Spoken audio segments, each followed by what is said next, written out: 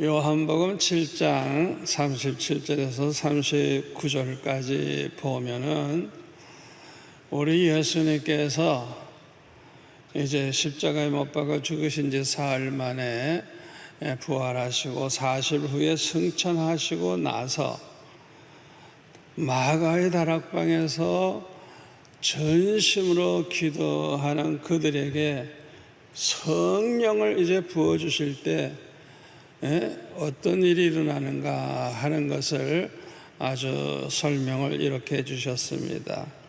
명절 큰 날, 곧 그 큰 날에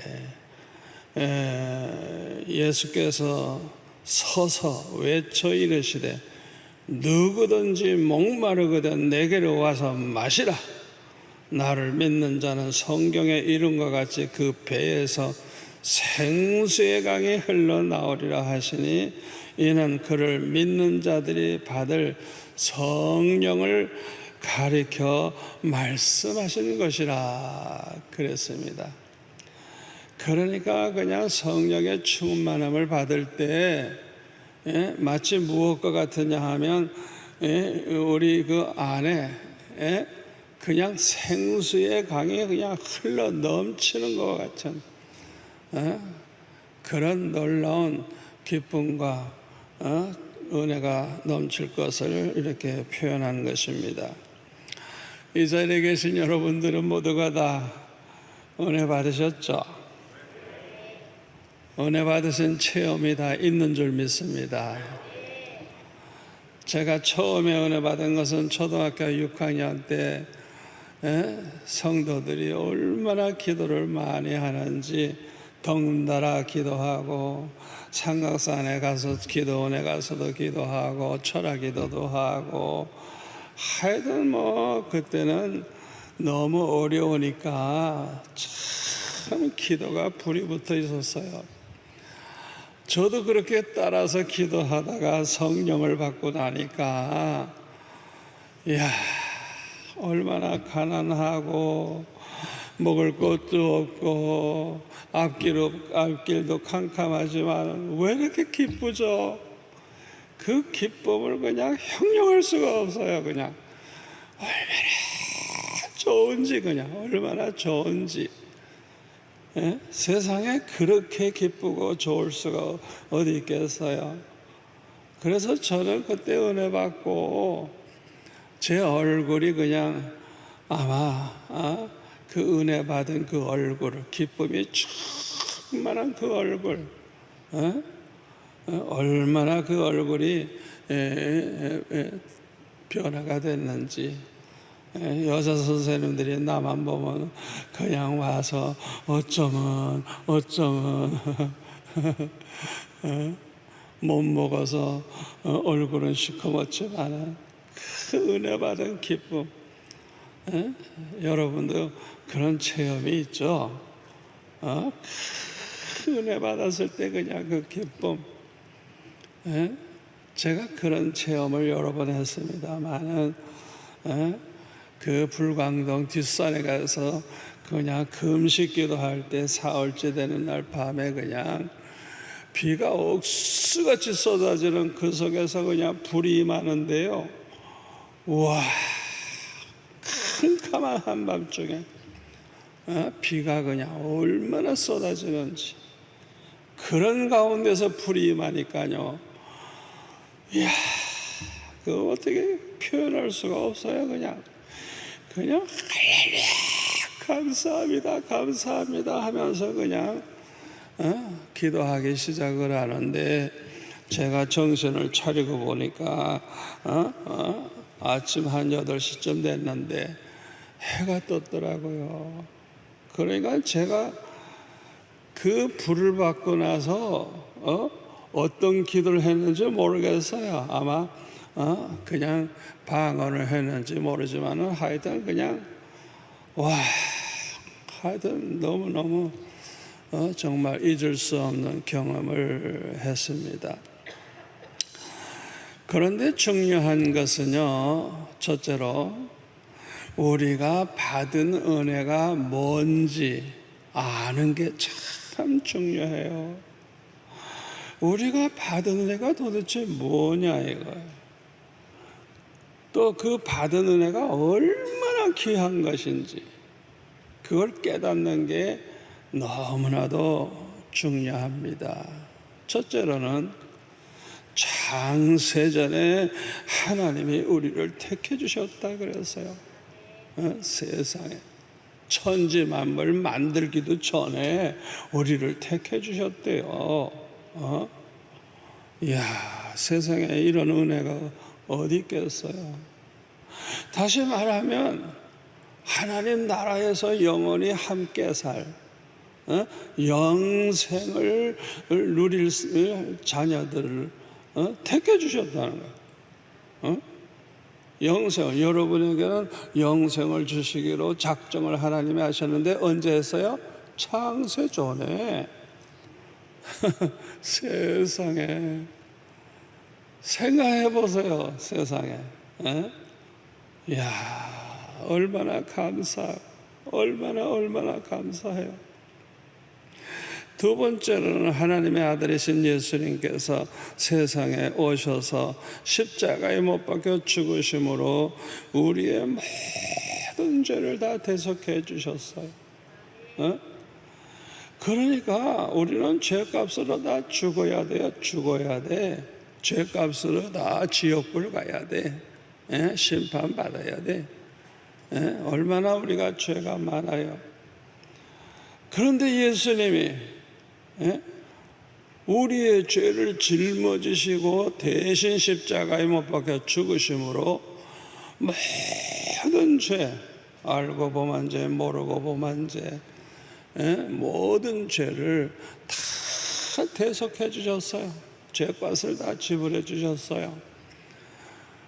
그러니까 세상에 이런 은혜가 얼마나 귀한 은혜입니까? 생각해 보세요.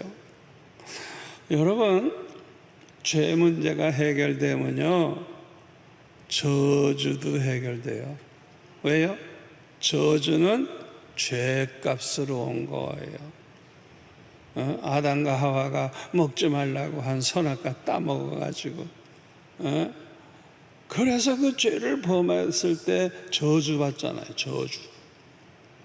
그런데 우리는 하나님의 율법대로 살았어요? 못 살았잖아요. 말씀대로 얼마나 많은 죄를 범했어요. 우리가 그 죄값으로 받은 저주, 따라오는 저주, 죄에 따라오는 저주, 그걸 다 성량해 주셨어요. 예수는 십자가 지시는 순간에 죄만 해결해 주신 게 아니고 저주까지. 이건 내 말이 아닙니다. 갈라디아서 3장 13절 14절에 보면 사도 바울이 이렇게 말하죠. 그리스도께서 우리를 위하여 저주를 받은 바 되사 율법의 저주에서 우리를 속량하셨으니 기록된 바 나무에 달린 자마다 저주 아래 있는 자라 하였습니다. 이는 그리스도 예수 안에서 아브라함의 복이 이방인에게 미치게 하고 야, 여기 보면은 예수님이 나무에 달려 돌아가시는 거, 이건 저주래요. 이건 저주. 우리를 대신해서 저주 받으신 거래요.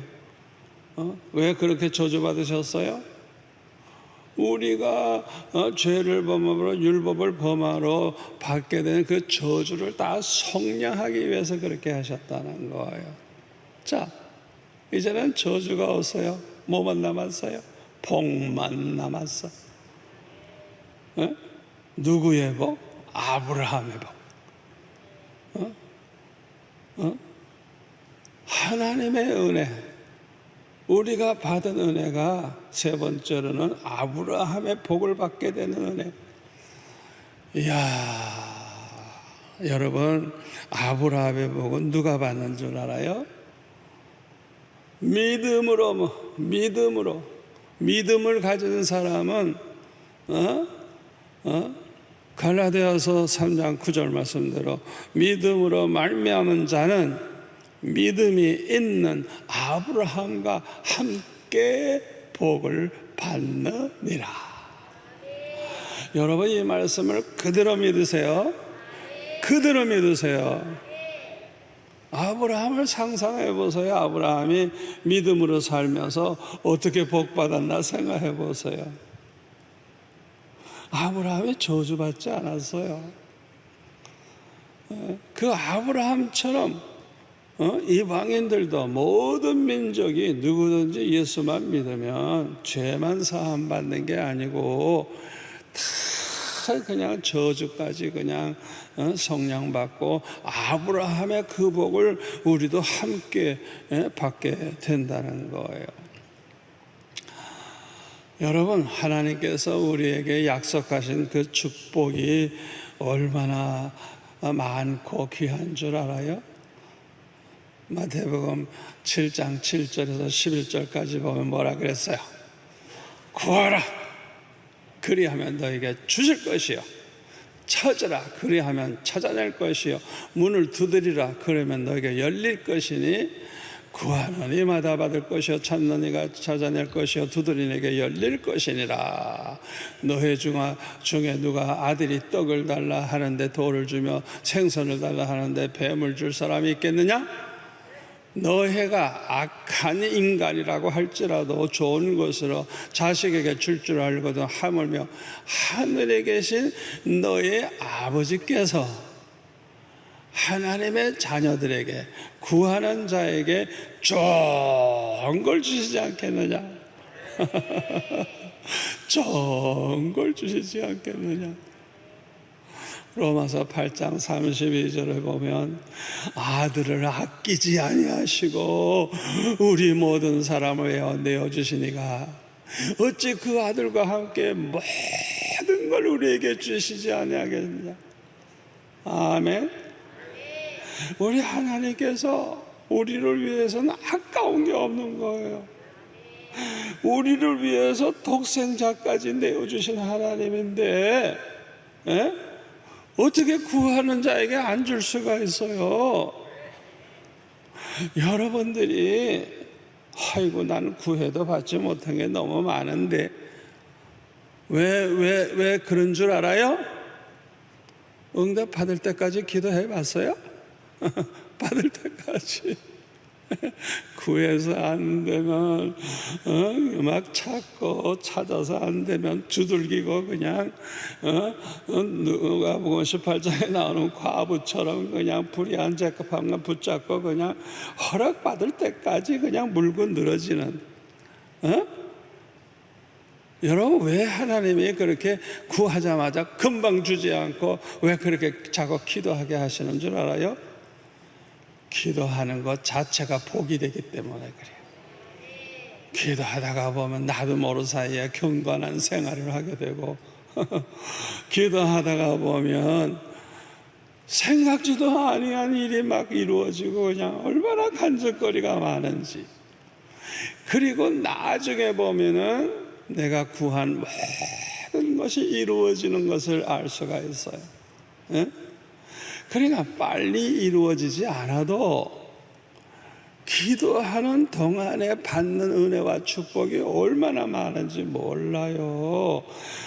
왜 기도해도 못 받았다 그따위 소리 하느냐?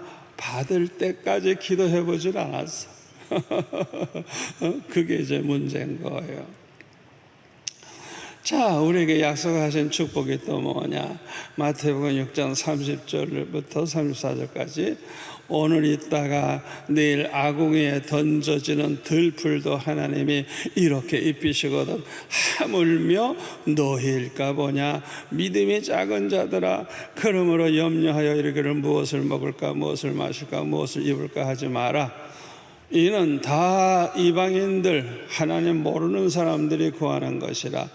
너의 하늘 아버지께서 이 모든 것이 너에게 있어야 할 줄을 아시느니라.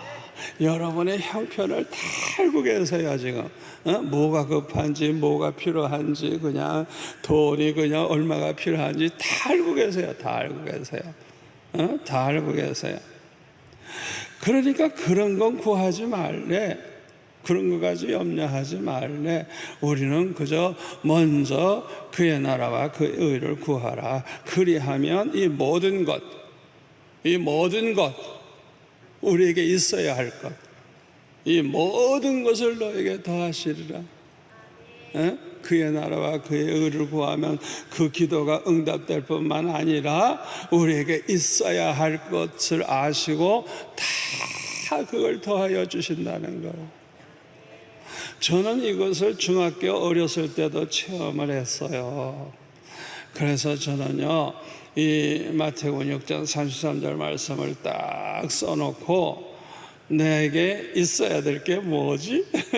첫째, 둘째, 셋째, 한 10가지를 써놔요. 그리고 딱 내 방의 벽에다 붙여놓고 기도해요. 아버지, 내가 필요한 거 이겁니다. 나 이거 안 구합니다. 나는 오직 하나님의 나라와 의를 나는 구합니다. 주님 알아서 다 주실 줄 믿습니다. 이러고 기도해요.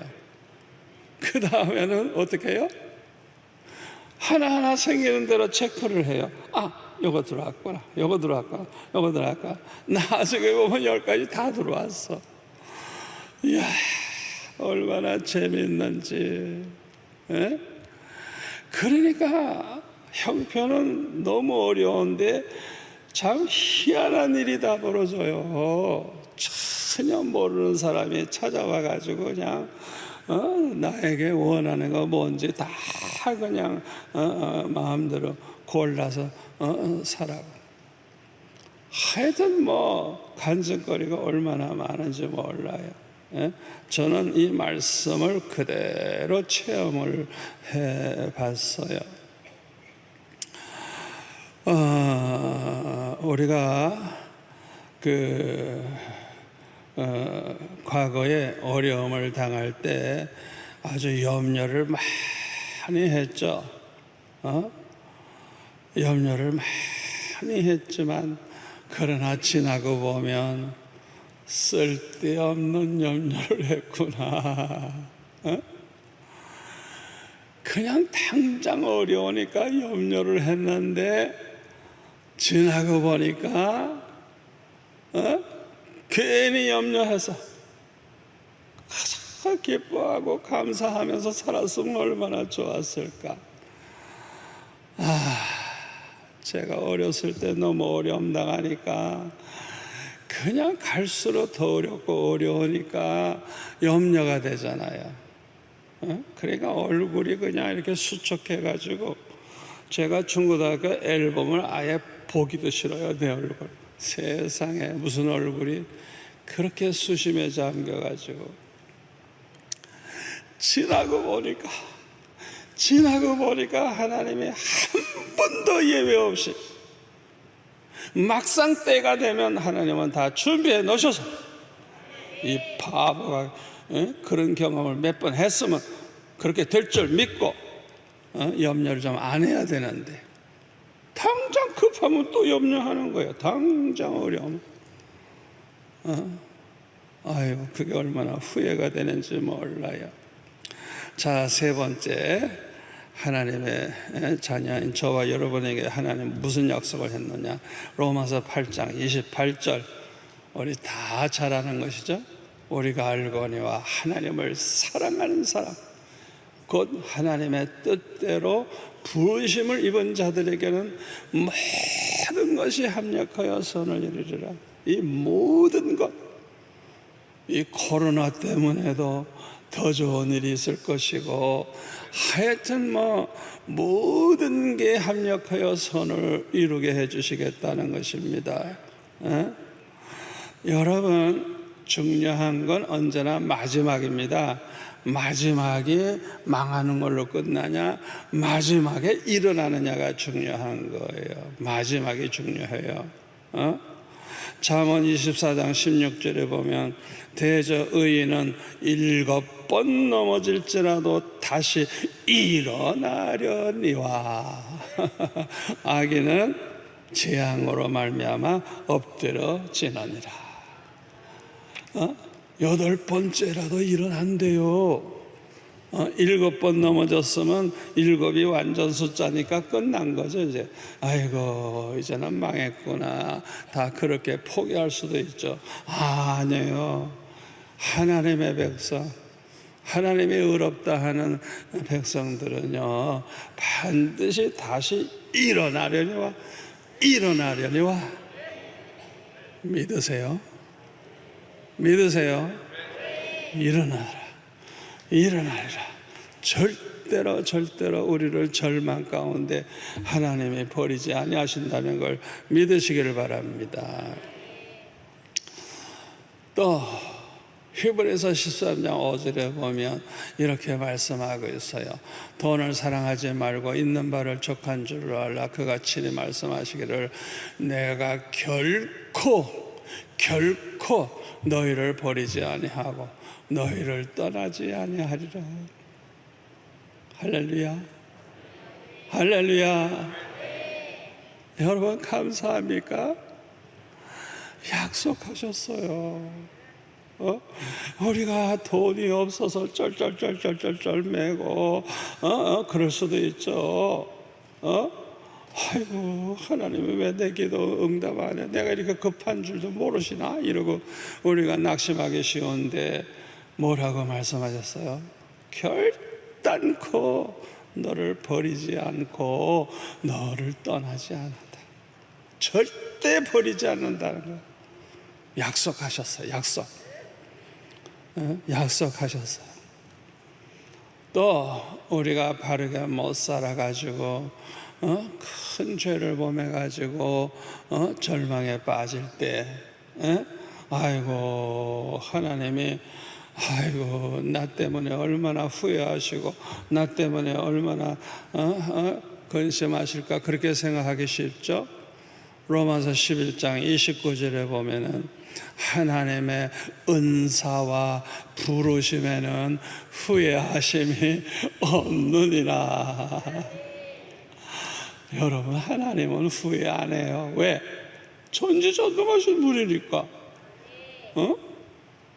우리가 세상에 태어나기 전부터 하나님 우리를 너무 잘 아셔. 우리가 얼마나 부족하고 죄가 많고 실수가 많은지 다 아셔요.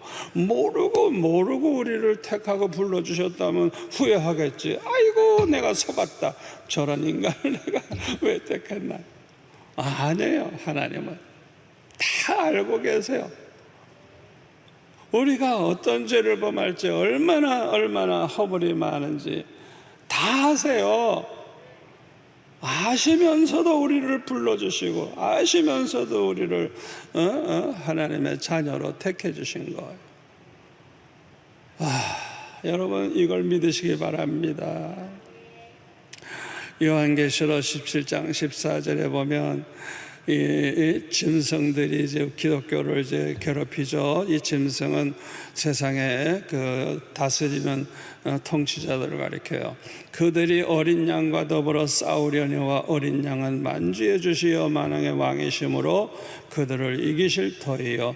또 그와 함께 있는 자들, 곧 부르심을 받은 자들, 택함 받은 자들, 진실한 자들도 이기리로다. 결론을 미리 말씀하셨어요. 앞으로 얼마나 환난이 오고 얼마나 핍박이 오고 얼마나 어려움을 당할지 모르지만은 아이고 우리가 어떻게 신앙을 지키고 어떻게 우리가 끝까지 살아남냐 걱정할 필요가 없어요. 주님께서 이긴다고 말씀하셨으면 이기는 거예요. 우리는 다만 주님과 함께 하기만 하면 되는 거예요. 주님과 함께 하는 사람들, 부르심을 받고 택하심을 받은 사람들, 진실한 믿음을 가지고 있는 성도들은 절대 패하지 않는다는 거예요. 끝까지 그냥 이기는 거예요. 이야, 그 어려움 속에 어디서 그런 힘이 나오죠? 어디서 그런 믿음이 나왔는지 그냥 반드시 이기게 된다는 거예요. 이 말씀을 볼 때 얼마나 우리는 행복한지 몰라요. 요한복음 14장 16절에 보면은 이제 성령을 약속하셨어요. 내가 아버지께 구하겠으니 그가 또 다른 보혜사를 너에게 주사 영원토록 너희와 함께 있게 하리니 그는 진리의 영이라. 세상은 그를 받지 못하나니 능히 그를 받지 못하나니 이는 그를 보지도 못하고 알지도 못함이라. 그러나 너희는 그를 아나니 그는 너희와 함께 거하시며 또 너희 속에 계시겠음이라. 왜 우리는 성령을 알게 돼요? 항상 우리 안에 계시고 우리와 함께 하시니까. 성령께서 함께 해주시니까 성령 받은 사람은 성령을 알게 된다는 거예요. 성령은 우리 안에 계세요. 그래서 고린도전서 3장 16절에 보면 뭐라 하세요? 하나님의 너희가 하나님의 성전인 것과 하나님의 성령이 너희 안에 거하시는 것을 알지 못하느냐. 그러니까 저와 여러분은 성령 받은 저와 여러분은 하나님의 성전이래. 성전. 왜? 누가 계셔서? 하나님의 성령이 우리 안에 계시기 때문에 이 놀라운 축복을 받은 것입니다. 자, 두 번째로 우리가 이제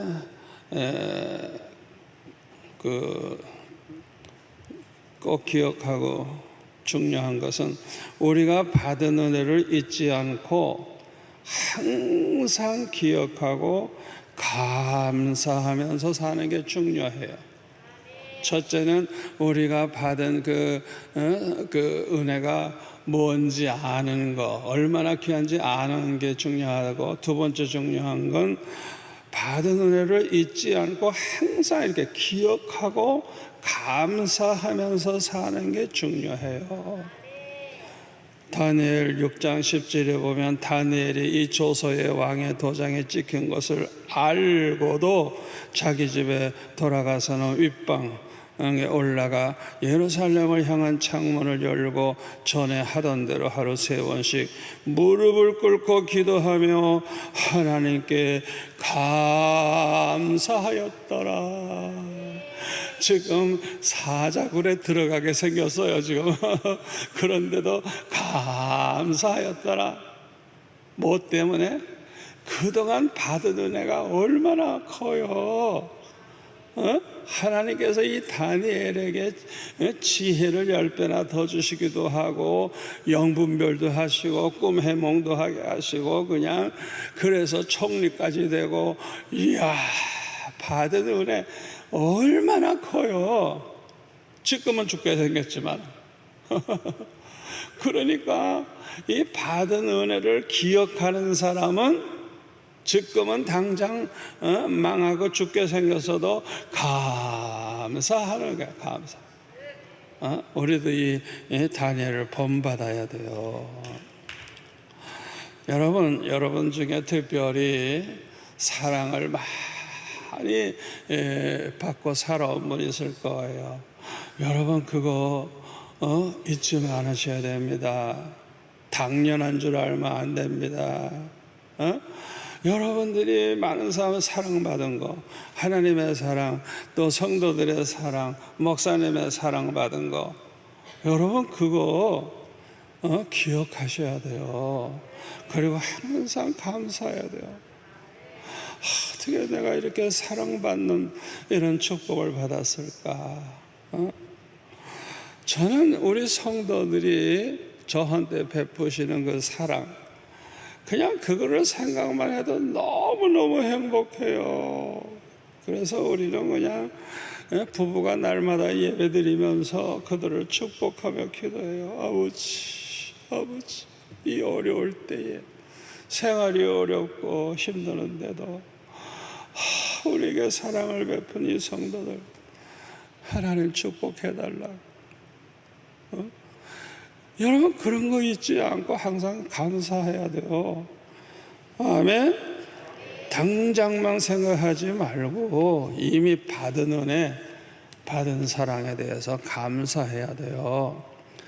또 세 번째로 뭐가 중요하냐? 과거에 받은 은혜만 붙잡고 살지 않고 날마다 은혜를 받으면서 사는 게 중요해. 예?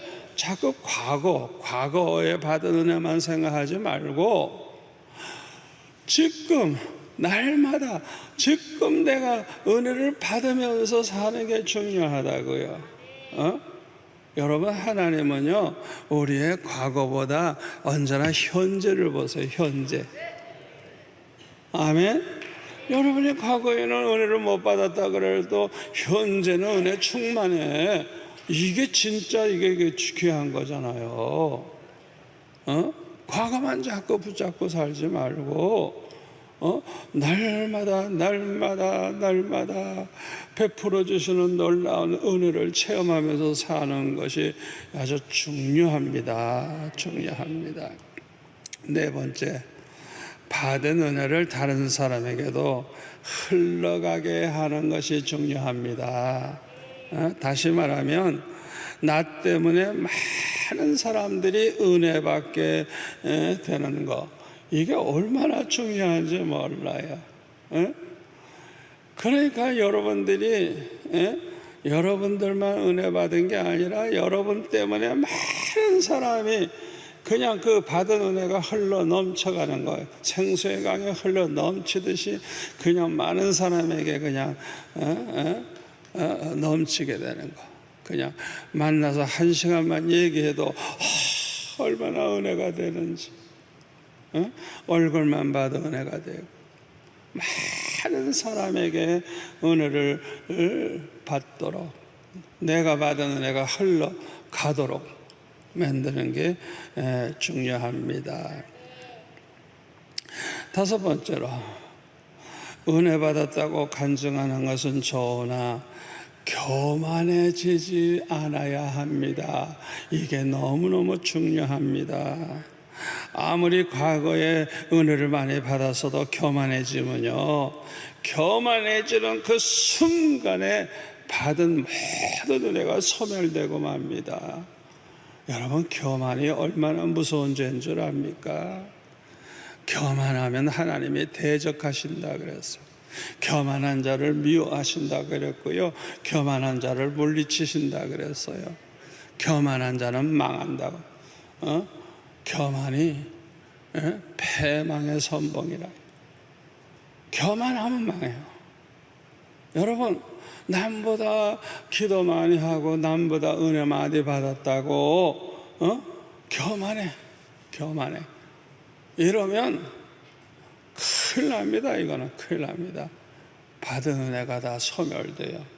특히 예수 믿은 지 얼마 안 되는데 방언이 터졌어. 그냥 그래가지고 너무너무 기쁘고 좋은 거야. 그냥 그러니까 아무 데서나 방언으로 막 기도하고, 그 다음에는 방언을 못하는 사람 보면은 아이고, 장로님도 방언도 못한다고, 저 사람은 아직 은혜도 못 받았다고, 그렇게 아주 교만해가지고 자기는 뭐 특별히 은혜 받은 것처럼 행세를 하는 사람, 그 사람은 자기도 모르는 사이에 마귀 방언을 하고 앉아있어.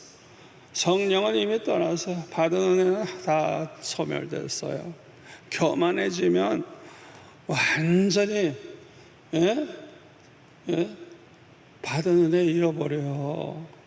절대로 교만하면 안 돼요. 아멘.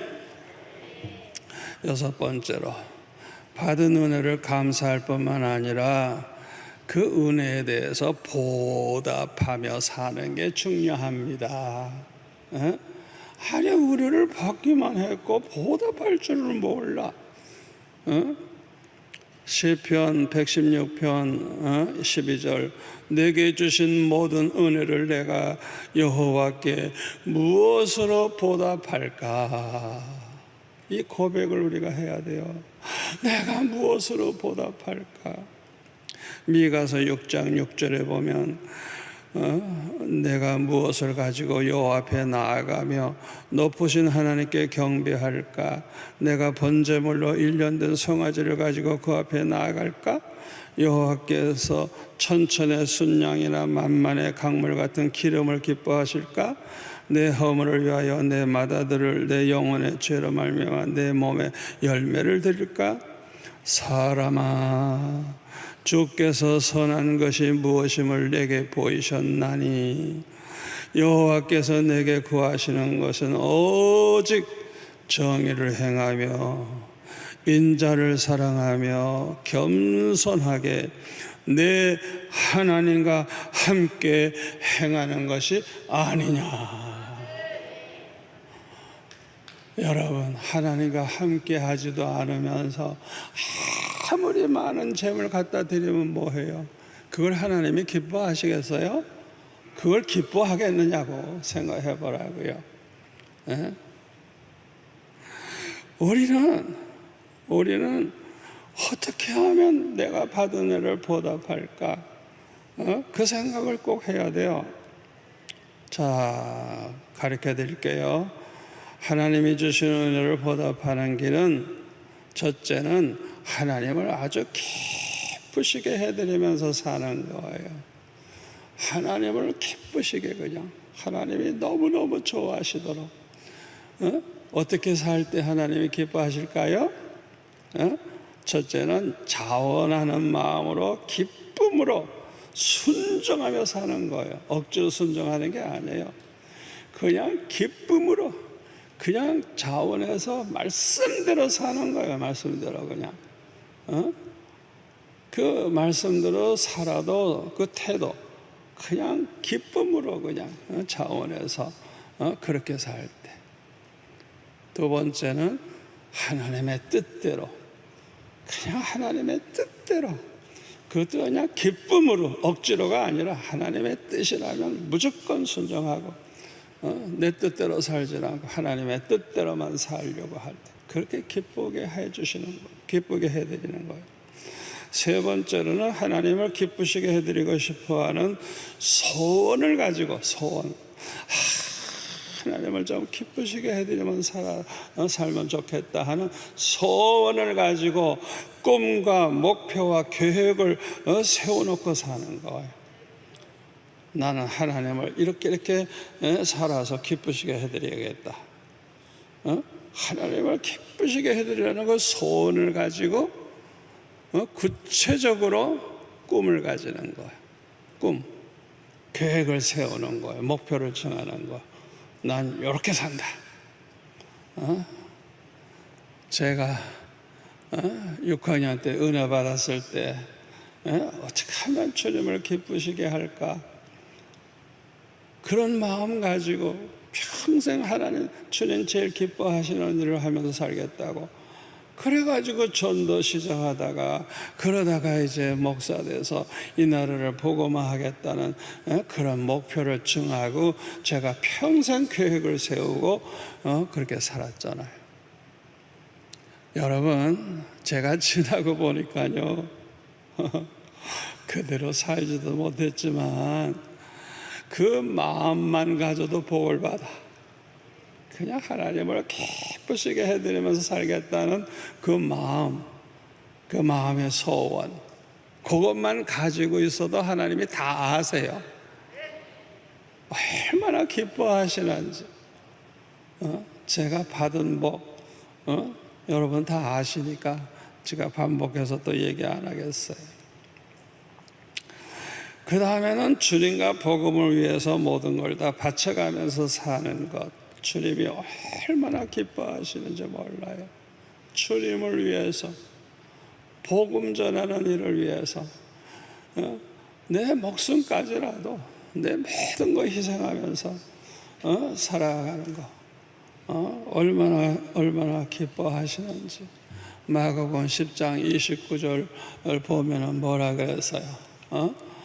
예수님께서 말씀하시기를 나와 복음을 위하여 집이나 형제나 자매나 어머니나 아버지나 자식이나 전투를 벌인 자는 현세에 있어 집과 형제와 자매와 어머니와 자식과 전투를 100배나 받되 박해를 겸하여 받고 내세에 영생을 받지 못할 자가 없느니라.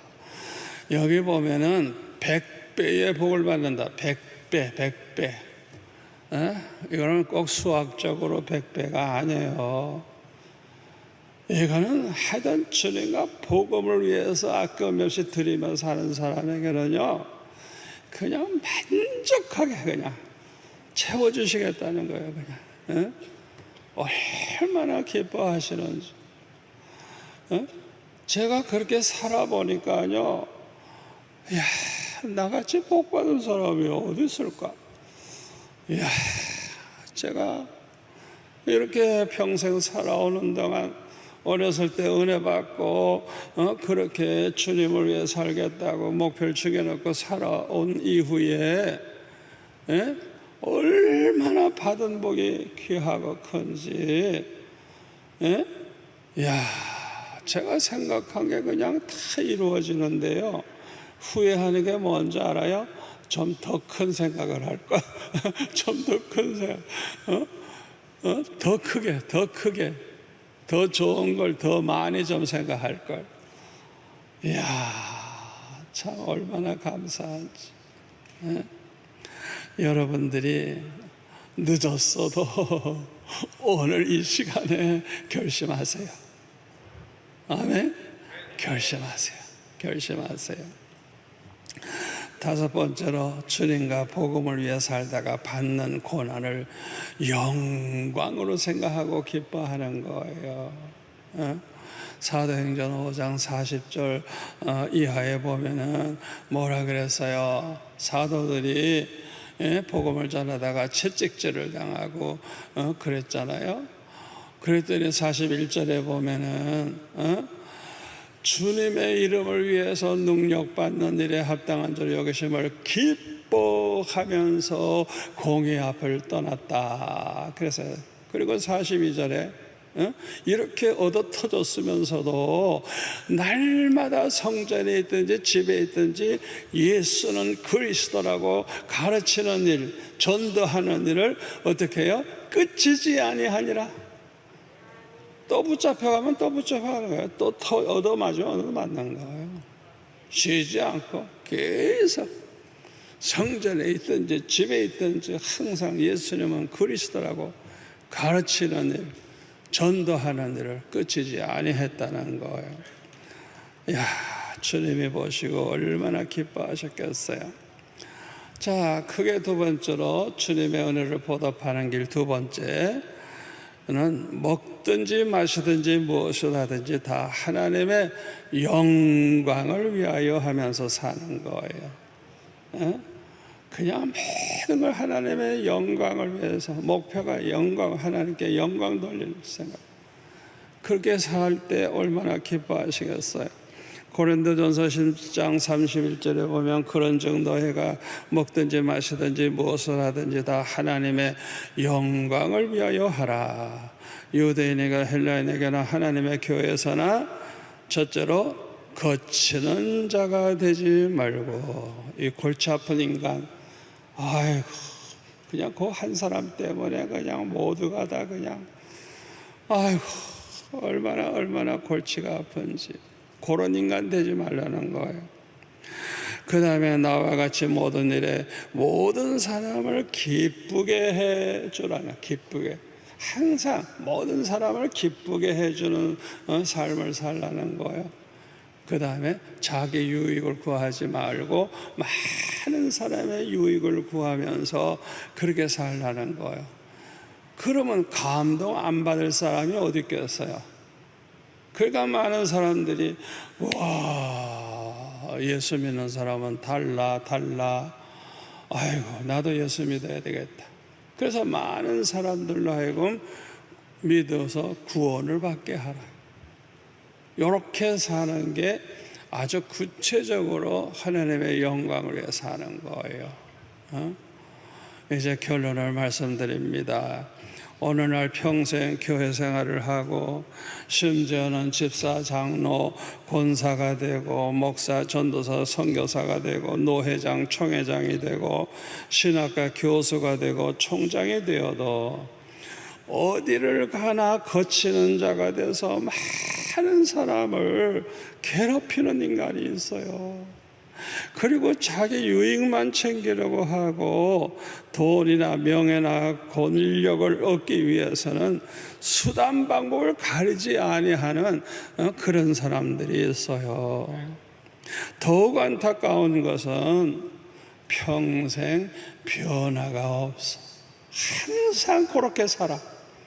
끝까지. 나이 80이 넘어도 끝까지 그렇게 살아. 이런 사람들 때문에 우리 한국교회가 얼마나 수치를 당하고 하나님의 영광을 가리우게 되는지 이루 말할 수가 없어요. 우리 한국의 지도자들, 교회마다 지도자들이 하나님의 영광을 돌리지 않고 하나님의 영광을 가리고 사는 사람이 얼마나 많은지 마음이 아파요. 저는 우리 교회 성도들을 볼 때 너무 행복합니다. 그런 인간이 내 눈에는 한 사람도 없어요. 우리 교회 성도들처럼 이렇게 변화되고 갈수록 더 좋고 더 좋고 더 좋고 이런 교회가 지구상에 몇이나 있을까?